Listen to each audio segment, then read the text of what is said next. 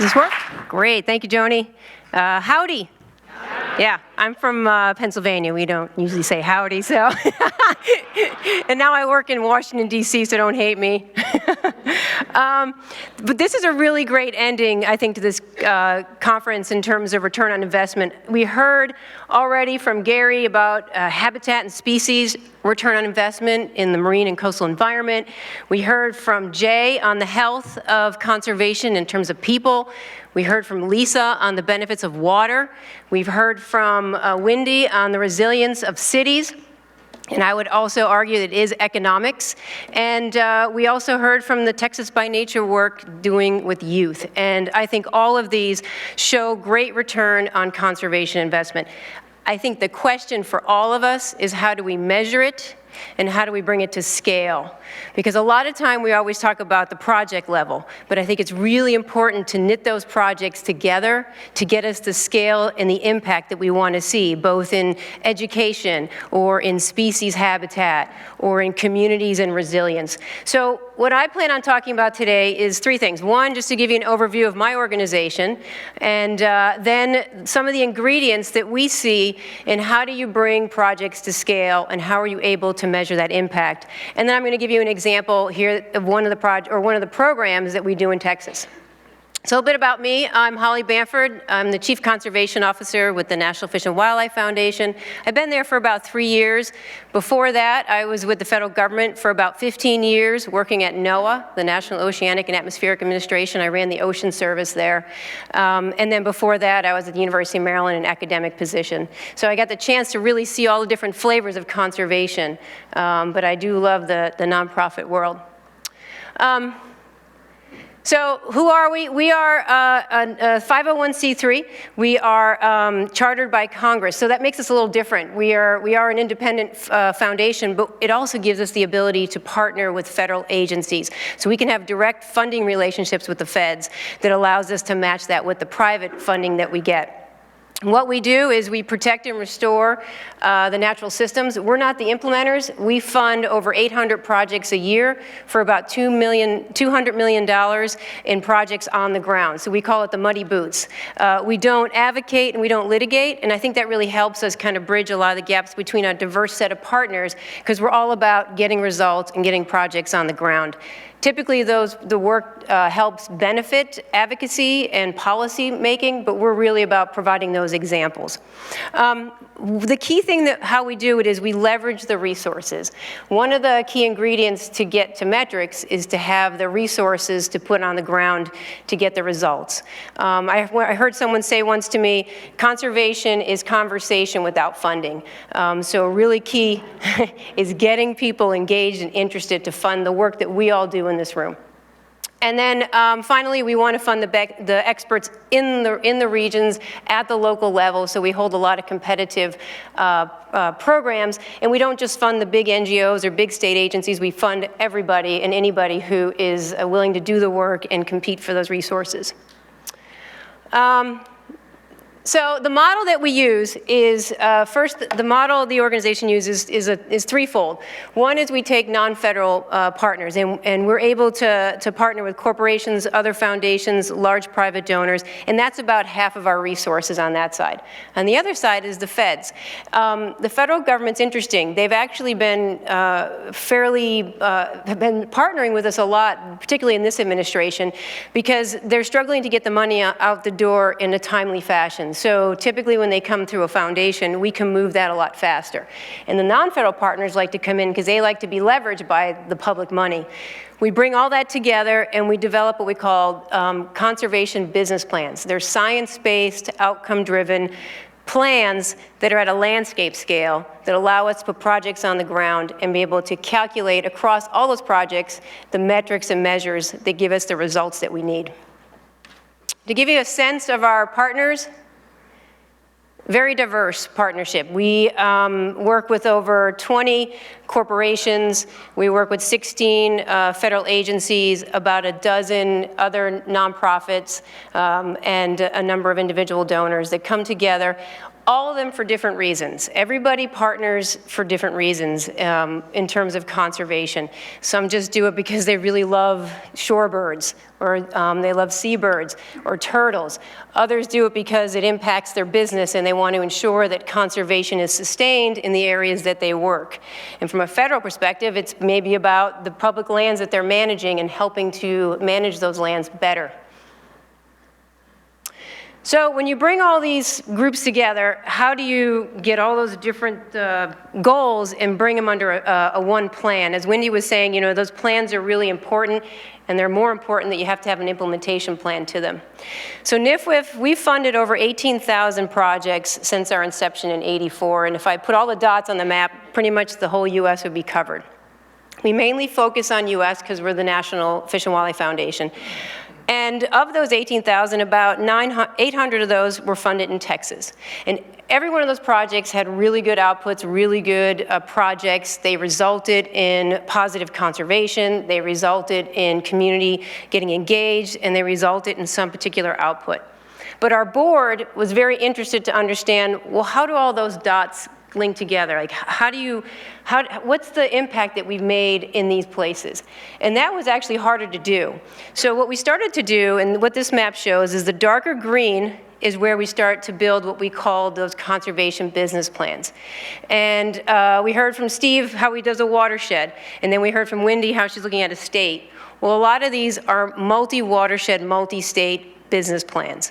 And what they do is provide the roadmap for funders to understand what it is we're going to invest in and what are the expected outcomes we want to see over a 10-year period.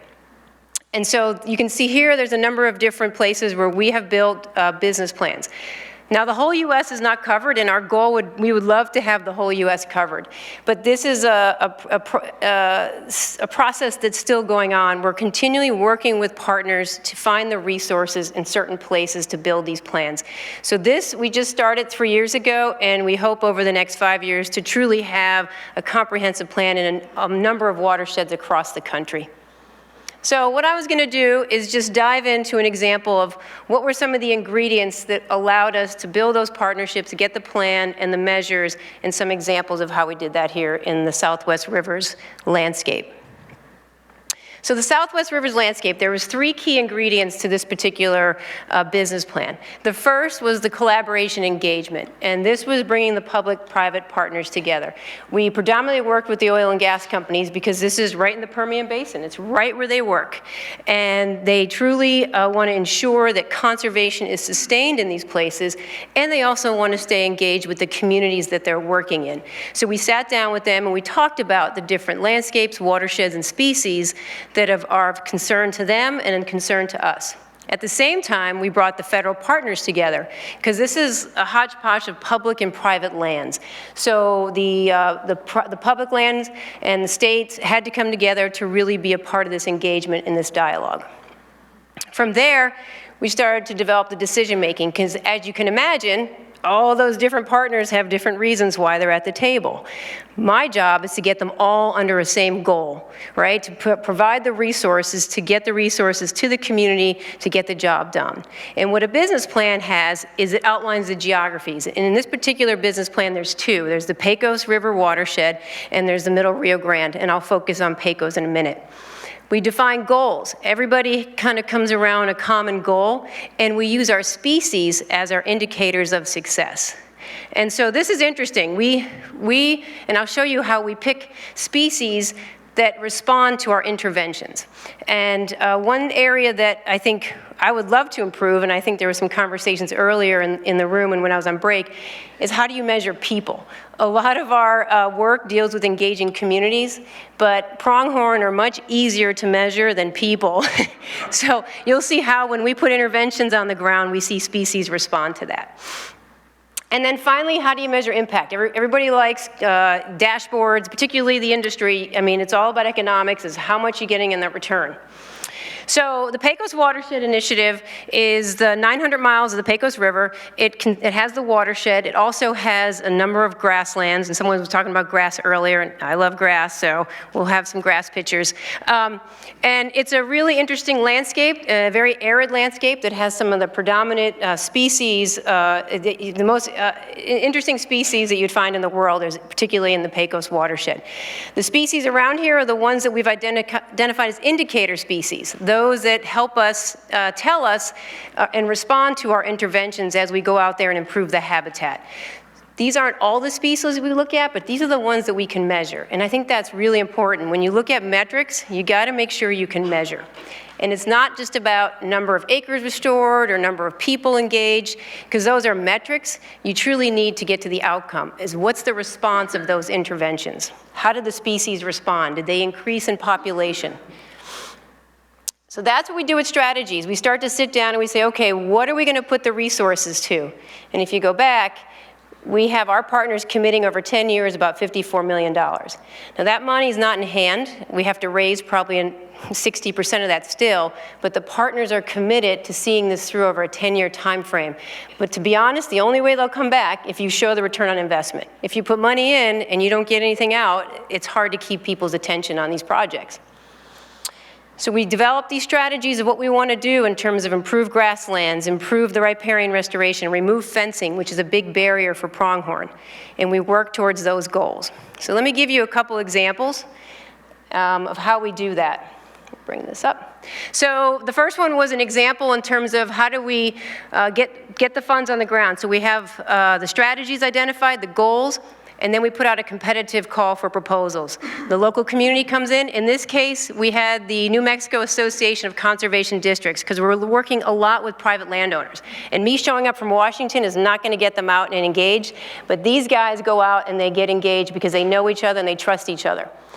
This was about $1 million total impact in terms of the amount we provided and the amount they came in and matched. And as you can see, they removed a lot of the invasive brush. They removed the, I think it was salt cedar, some of the other things in there, and then they brought back healthy grasslands. This right here is good for ranchers, it's good for grazing, and it's good for birds. The next one, again, working with the New Mexico Association Conservation District. This one's focused more on the Pecos Pupfish in terms of bringing water back. This was removing a lot of the creosote, which sucks up that water. It affects the amount of water in the stream for fish to survive. Working with landowners, improving restoration here, brings back the species. Both of these projects provide targeted results that feed into our scorecard at the end. And then finally, modifying fences. This was one that farmers really, or ranchers really cared about because they wanted to see pronghorn on their lands, but that means they have to modify fencing. And that's expensive. So we developed a program with NRCS to look at the best type of fencing. We found that smooth wire, the middle one, was the best one for pronghorn because the other ones, they put actually a PVC piping on it. They did not like that. They walked up to the PVC piping, they smelled it, they looked at it, and they literally walked away. It was very interesting, but the smooth wire went right under it. I'll give you an example. Oh, let me see. Can you guys play that?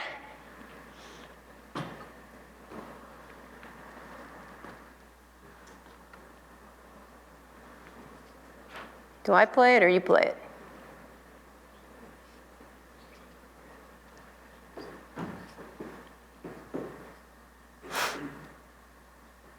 It's okay if it doesn't work. It's pretty cool though. So, I'm sorry, it is. So this is a camera on the fence, and when the fence shakes, it kicks in. It's a field cam. So that pronghorn, he went under, and you can see there's a smooth wire on the bottom, and all the other ones are like, oh, what is he doing, you know? And so then the next one goes under, and the next one goes under. It's really cute.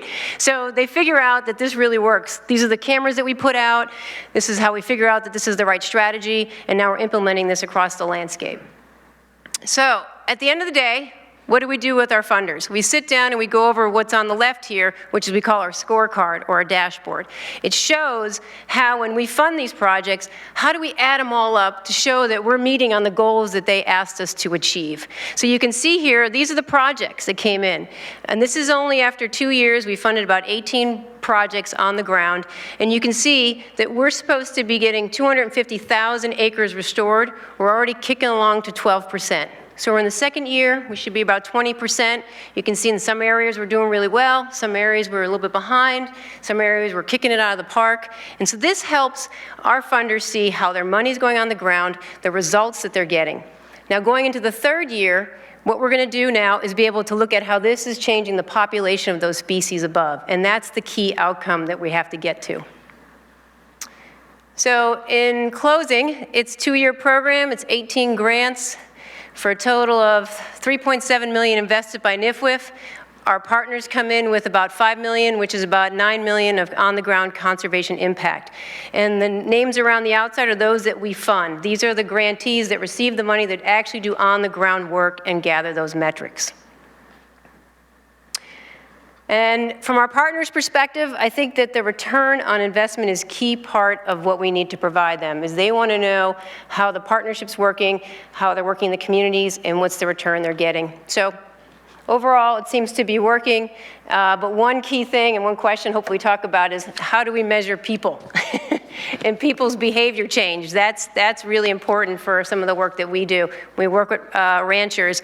Do they tell their buddies, and do they actually change their behavior? And as they see those benefits, how do we move that along to really sustain all our efforts on the ground? Thank you.